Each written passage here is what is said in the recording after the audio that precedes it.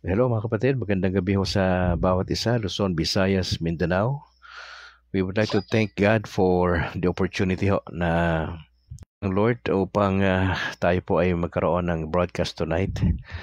Salamat sa opportunity ho na tayo ho ay nagkita sa gabing ito. Nagkaroon tayo ng konting kanina, medyo nawala. Pero salamat sa Panginoon Diyos mga kapatid na tayo po ay nagkita ngayon alas 8:01 ng gabi. Ang petsa natin 28 ng Marso, Friday, 2025.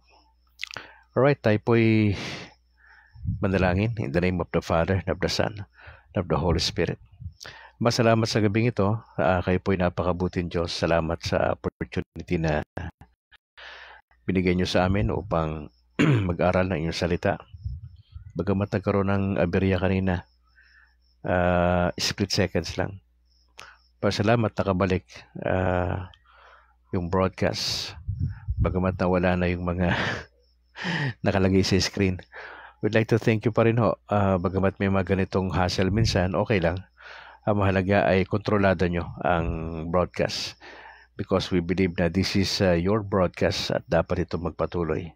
Ano man ang sitwasyon.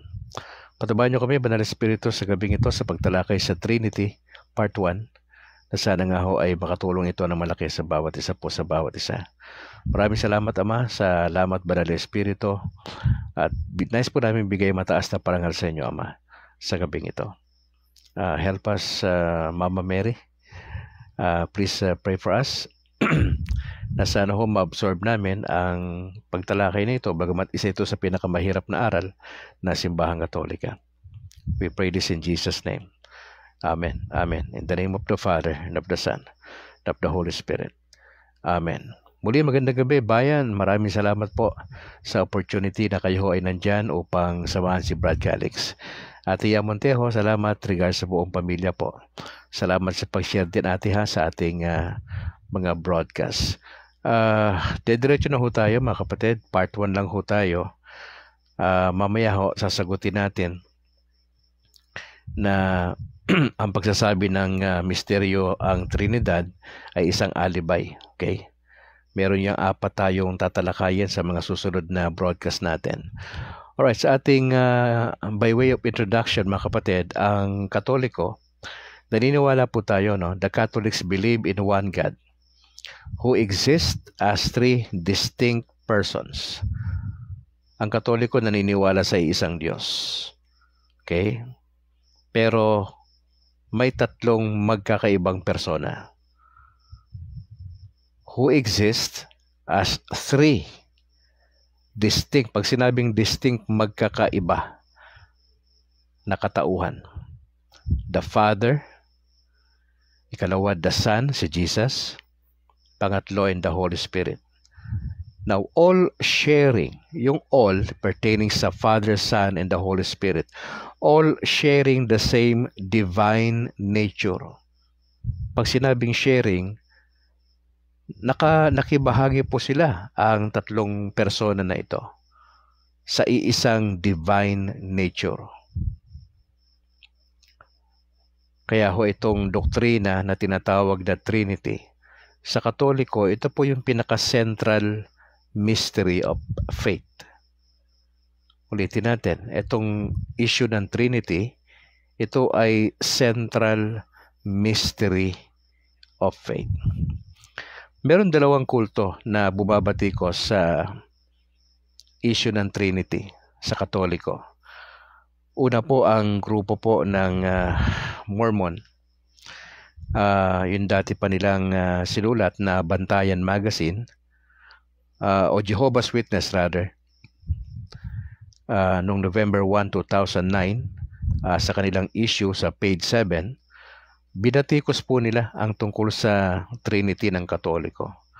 Ang sabi po nila, ang doktrina daw ng Trinidad,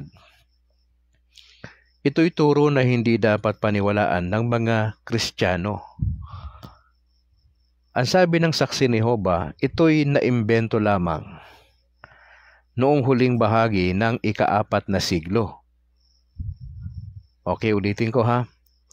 Ang sabi ho ng kanilang Bantayan Magazine ng mga saksi ni Jehovah, November 1, 2009, issue po yun sa kanilang magazine, Bantayan Magazine.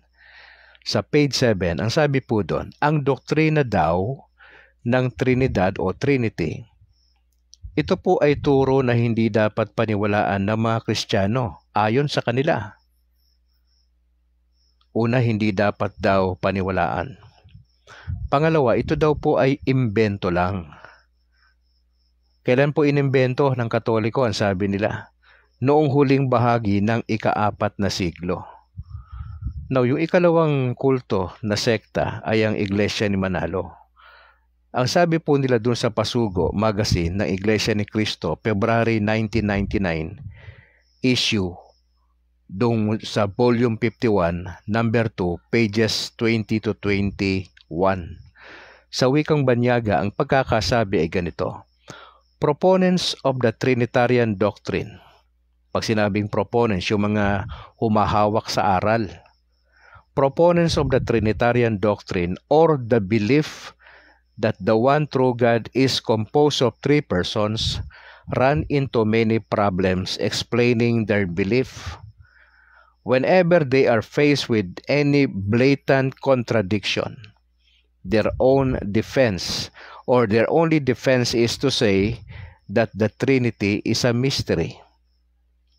The doctrine of the Trinity is not taught in the Bible, ang sabi ng Pasugo. Hindi daw naituro sa Biblia ang Trinity. In fact, this doctrine blatantly contradicts biblical teaching.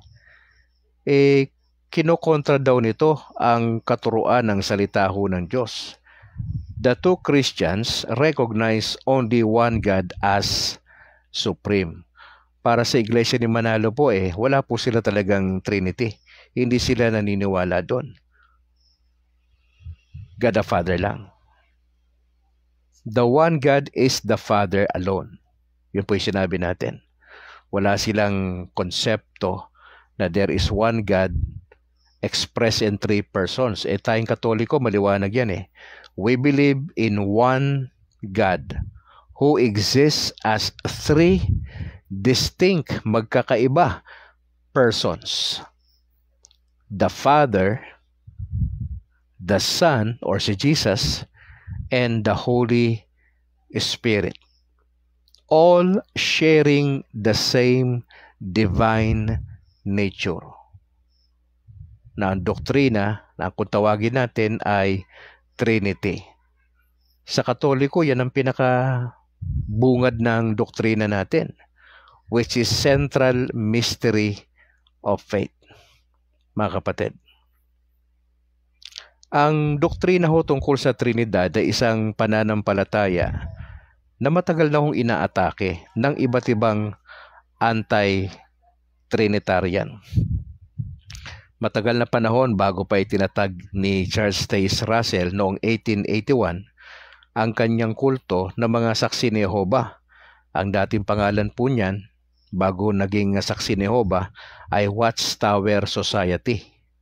Watchtower Tract Society. Gayun din po ang kulto ni Felix Manalo, ang Unipersonal Corporation na Iglesia ni Cristo nang naitatag noong 1914. Marami na noong unang mga siglo ang mga lumitaw na grupo na individual na nagsasabing mali daw yung Trinity. Katulad po yung mga heretics na sina Praxias, sila Theodotus of Byzantium, si Paul of Samosata, yung adoptionist, si Sabellius noong 217 AD, si Arius, Priscillian, si Joseph Smith, kasama rin ho ng Church of the Jesus Christ of the Latter-day Saints o yung Mormon, at marami pang iba. Noon pa man ay marami ng grupo na anti-Trinitarian. Now, sa ikalawang Tesalonica, pangkat 2, talatang 11, mga kapatid, bababasa po natin doon. Dahil ayaw nilang tanggapin ang katotohanan, hahayaan sila ng Diyos na sila'y malinlang ng espiritu, ng kamalian, at maniniwala sa kasinungalingan. Mga kapatid, sinabi ito ni Pablo sa kanyang liham. Dahil ayaw nilang tanggapin ang katotohanan, may mga tao noon, sa kabila ng pangangaral ni Pablo ng maliwanag na ebanghelyo ni Kristo, ay hindi ho tinanggap ang katotohanan. So anong gagawin ng Diyos sa kanila, sa mga taong ayaw tumanggap sa katotohanan? E di hahayaan sila ng Diyos. Hahayaan sila ng Diyos na na sila po ay malinlang ng espiritu ng kamalian at maniniwala sila sa kasinungalingan.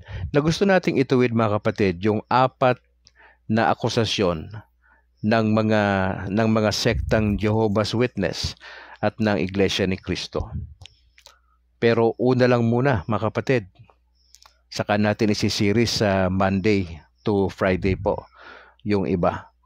Nasasagutin natin, ang pagsasabi ba na misteryo ang Trinidad ay isang alibay? Kasi sabi natin, mga Katoliko, mystery ito eh. Ano bang ibig sabihin ng Katoliko pag sinabi nating ang doktrina ng Trinity ay mystery? Meron tayong paliwanag dyan eh. Ang pagsasabi ng misteryo ang Trinidad ay isang alibay na sagot. Pangalawa, pag-uusapan din natin sa mga susunod, imbento lang ang doktrina ng Trinidad, sabi nila. Pangatlo, ang doktrina ng Trinidad ay hindi itinuro sa Biblia. Pangatlong akusasyon sa atin. Ika-4, ang doktrina daw ng Trinidad ay sumasalungat sa mga aral ng banal na kasulatan. Itong 4 na akusasyon sa Katoliko ay dahan-dahanin po nating sagutin yan. Uunahin muna natin ang unang akusasyon na ang pagsasabi daw natin na itong Trinity ay misteryo, ay alibay lang daw natin ito. Sagutin ho natin ngayon. Liwanagin po natin. Now, ginagamit to ng Santa Iglesia Katolika ang terminong hiwaga o mystery, hindi upang magsilbing alibay. Pag sinabing alibay, palusot lang. Para makaiwas tayo sa mga tanong dahil wala talagang tamang sagot na maaring ilatag tungkol sa Santissima Trinidad. Mga kapatid, ang isang misteryo ay pagpapakita na may hangganan ang kaisipan ng tao. At ang isang bagay o aral ay mauunawaan lamang kung ito'y loloobin ng Diyos na maihayag sa Kanya. Sa madaling salita, hindi ho dahil ginamit natin ang salitang mystery ay nagpapalusot na tayo. Hindi ho. Sinasabi lang natin ang kaisipan ng tao ay hindi kaisipan ng Diyos. Maski no sinong theologian, hindi ho may paliwanag ng eksakto at 100% ang patungkol sa aral ng Trinity. Now, meron tayong ginagamit na Catechism of the Catholic Church. Pinaniniwalaan po natin yan bilang Katoliko. Ang sabi po doon sa paragraph number 237, makinig po kayo. Sa wikang Banyaga, ang sabi po doon, the Trinity is a mystery of faith.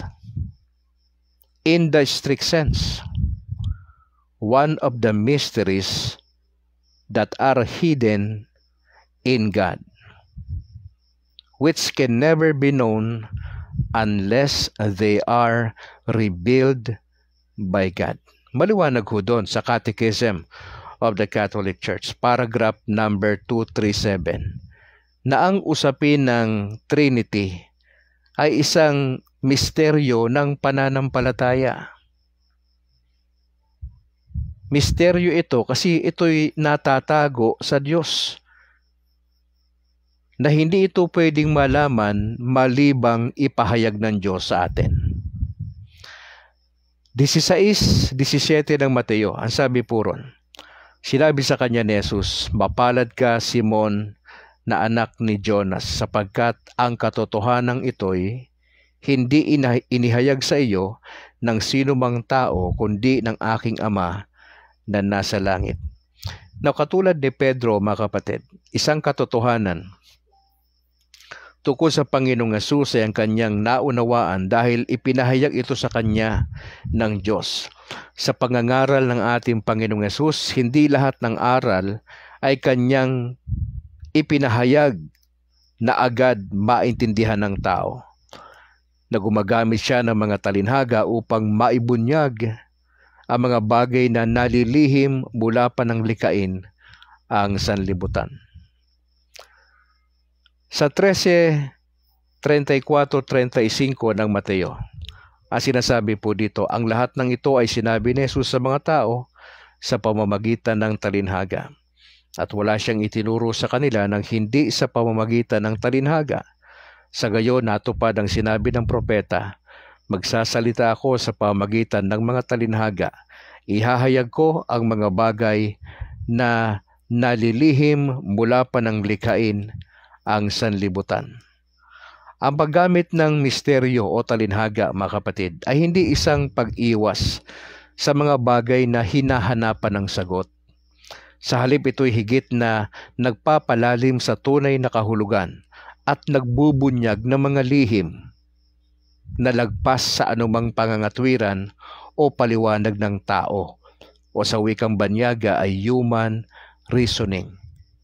Kung ang lahat ng bagay ay maaabot ng kaisipan ng tao, magiging katulad o kapantay na tayo ng Diyos. Tandaan natin, mga kapatid, si Satanas ay naghangad nito. Kung ang isang tao ay nag-aakala sa kanyang sarili na ang lahat ng bagay ay kaya niyang maunawaan, ang lahat ng tanong sa kanya na kaya niyang sagutin, ang lahat ng pangyayari ay maaabot ng kanyang sariling kaisipan, na walang anumang misteryo, ang mentalidad o ang kaisipan ng taong ito ay hindi nalalayo sa karakter ni Satanas. 12:16 ng unang Korinto, ang sabi ni Pablo, sino ang nakakaalam ng pag-iisip ng Panginoon? Sino ang makapagpapayo sa Kanya? Na tulad ng pag-iisip ng Panginoon, mga kapatid, ang aral tungkol sa Santissima Trinidad ay isang hiwaga o mystery. Bakit po? Dahil walang sino mang tao o nilalang ang maaaring makaalam nito. May mga pahiwatig o patotoo sa pag-iral ng Santissima Trinidad, ngunit huwag umasa ang tao na ganap niyang mauunawaan ito. Tandaan po natin na ang talino ng tao ay may hangganan. Balikan natin ang Catechism of the Catholic Church, paragraph number 230. Sabi po doon, even when He reveals Himself, maski na ipahayag niya ang kanyang sarili, ang sabi doon, God remains a mystery beyond words. Mananatili daw ang Diyos na misteryo na kulang ho ang gamitan ng salita. At ang sabi pa ni St. Augustine, if you understood Him, it would not be God. Ang sabi ni St. Augustine, kung maiintindihan mo siya, ang Diyos, hindi siya Diyos. Ang sinasabi ni St. Augustine, hindi maarok ng kaisipan ng tao ang usapin patungkol sa Diyos, lalo na ang doktrina ng Trinity. Na bago natin palawakin at sagutin, mga kapatid, ang susunod na tanong na ang sabi nila na akusasyon sa atin, sa Katoliko, ng Jehovah's Witness at ng INC, na imbento lang daw ng Iglesia Katolika ang doktrina ng Santissima Trinidad. Bago natin sagutin yan sa Lunes, mga kapatid, kailangan maintindihan natin ano ba yung kahulugan ng Trinity. Mga kapatid, ang terminong Trinidad ay ginamit upang simpleng maunawaan ang magkakasabay na pag-iral ng tatlong persona. sa iisang kalikasan ng pagka-Diyos. Ang Ama, ang Anak, at ang Espiritu. Nagmula ang salitang Trinidad sa wikang Latin na ang kahulugan ay the number 3, a triad. Gamit na salitang Latin nang ibig sabihin the number 3, a triad. Ito po ay isang abstract noun na nabuo mula sa adjective trinus. Ibig sabihin ay 3 each or threefold o di kaya triple. Triados naman tinawag sa wikang Griego. Triados, na ang kahulugan ay set of 3. Samantalang triad naman ang katumbas na termino nito sa wikang Ingles.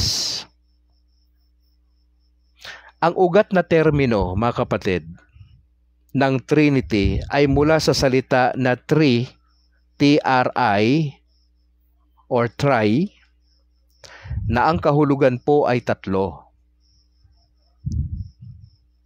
At unity, na ang kahulugan ay 1. Pinagsama ho ang dalawang salita. Sa madaling salita, ang tri o tri plus unity equals Trinity. Ulitin natin. T-R-I o tri o tri plus unity equals Trinity. Mga kapatid, ang Santissima Trinidad ay mula sa Kastila, Spanish. Sa wikang Ingles po, ang tawag natin dyan ay Holy Trinity. Samantalang sa Tagalog o sa Pilipino ay banal na santatlo. Banal na santatlo. Santissima Trinidad, Kastila yan na salita. Holy Trinity, Ingles. Filipino, banal na santatlo. Tinawag din ho na Santissima, Holy, banal, ang Trinidad dahil ang tatlong umiiral dito ay nasa iisang kalikasan ng pagka-Diyos. Sa madaling salita, mga kapatid, ang aral ng Santissima Trinidad ang central mystery ng pananampalatayang Kristiyano. Ayon po dun sa Compendium of the Catechism of the Catholic Church, paragraph number 44, ang sabi po ron, the central mystery of Christian faith and life is the mystery of the most blessed Trinity. Now, ang sabi pa ng Compendium of the Catechism of the Catholic Church, paragraph number 44, Christians are baptized in the name of the Father. Hindi po sinabing in the names, kundi singular, in the name of the Father and of the Son and of the Holy Spirit. Mga kapatid, sa Lunes, sasagutin po natin yung pangalawang akusasyon na imbento lang daw po ng Iglesia Katolika ang doktrina ng Santissima Trinidad. So yan lang muna tayo, mga kapatid. Dahan-dahanin natin ito. At least nakita ho natin na may dalawang kulto sa Pilipinas ang matinding kumbumatikos sa Katoliko. Yan po yung Jehovah's Witness at yung INC.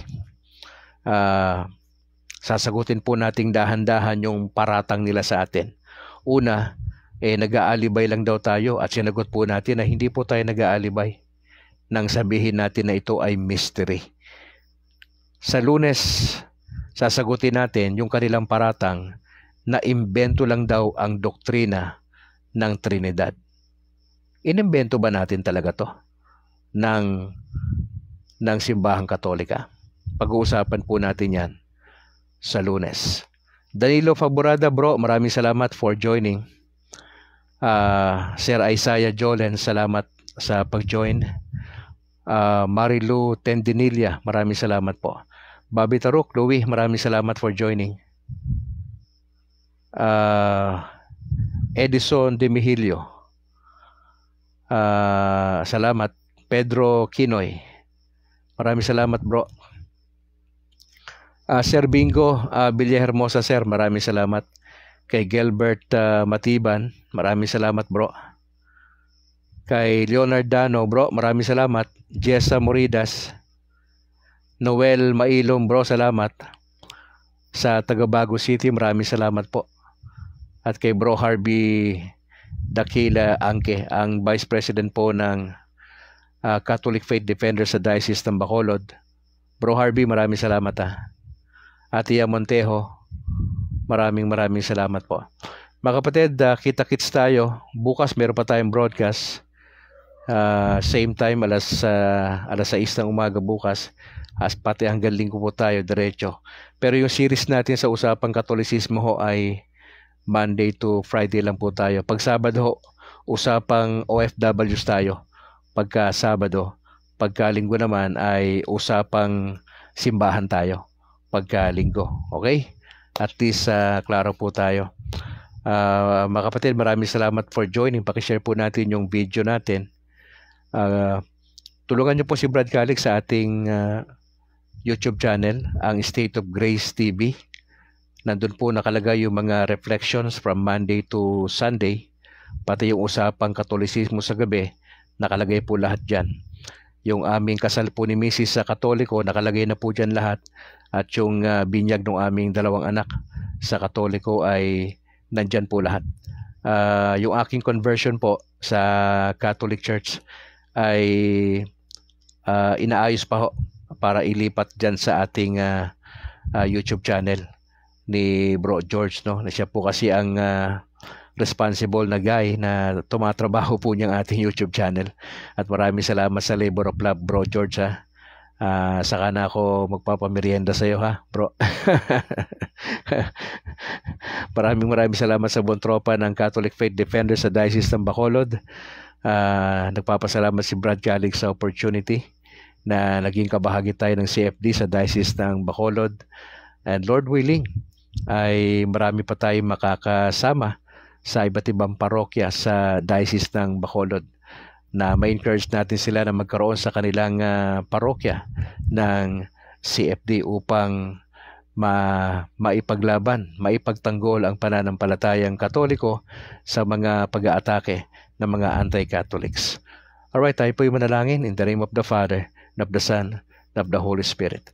Ama, salamat po sa gabing ito sa maikling pagtalakay patungkol sa usaping Trinity. Maraming nagsasabi na kulto ang Katoliko, pero hindi po. Trinitarian po ang Catholic Church, at hindi, yan po yung isa sa mga akusasyon ng mga Protestante sa simbahang itinatag ng Panginoong Yesus.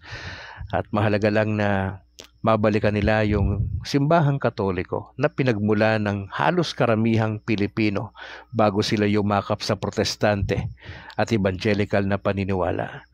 At na-miss nila yung napakalalim na doktrina ng simbahang Katoliko. At bigyan niyo po sana sila ng opportunity na mapag-aralan, mabasa ang Biblia, mabasa ang mga church fathers, mabalikan talaga yung tunay na nangyari sa church history. Palagay ko yung kombinasyon ng tatlong yan, Ama, ay sapat na upang mamulat ang mga kaibigang Protestante at mga Evangelical sa katotohanan, na sila mismo ay mag-research, magbasa, buksan ang kanilang mata sa katotohanan, at upang ma-realize sila sa dulo, hopefully, na ang simbahang Iglesia Katolika, ang simbahan na itinatag ng Panginoong Jesucristo. Nag-iisa lang po yung church na itinatag ng Lord, at hindi po siya nagtatag ng mga denominasyon. At sana ho ay makita yan ng mga kaibigang mga Protestante. Lord, tulungan nyo kami, medyo madugo itong issue ng Trinity. Mahaba-habang pagtalakay pa ito. Patubayan niyo po kami ni kapatid na Harvey sa Martes. Nasasamahan niya ko upang talakayin ang part 3 sa Tuesday. Maraming salamat po dahil napakabuti nyo sa amin. Ingatan nyo kami sa aming pagtulog mamaya. And Lord willing, bukas ay magigising kami ng malakas ang pangatawan at punong-puno ng sigla. Maraming salamat po sa mga nandito ngayon sa broadcast. We just pray for good health. Pagpapalaan niyo po ang bawat isa na ma-enjoy namin ang natitirang panahon namin sa lupa na magawa po namin yung kalooban ng Diyos sa aming buhay, pamilya, at sa aming mga hanap buhay. We just want to thank you. Maraming salamat, Mama Mary, for praying for and with us. We just want to thank you and acknowledge your goodness sa buhay ng mga Katoliko. Lord, maraming salamat po. Maraming salamat sa inyong salita. We just want to thank you. Just want to acknowledge your goodness sa buhay po namin. We pray this in Jesus' name. Amen. Amen. In the name of the Father, and of the Son, and of the Holy Spirit. Maraming salamat mga kapatid. Salamat for joining. Pakishare po yung ating video. At gusto ko lang batiin yung aming Bishop sa Diocese ng Bacolod, Bishop Patricio Buson. Bishop, magandang gabi ho. At sa inyong mga kasamahang pari dyan sa San Sebastian Cathedral. Ganoon din yung aking parish priest na si Reverend Father Luan Torrefranca dito po sa San Juan Nepomuceno, Parish Church sa Sumag, bahagi ng Bacolod City. Brad Calix mula rito sa Negros Occidental. To God be the glory. Ingat po kayo and bye for now.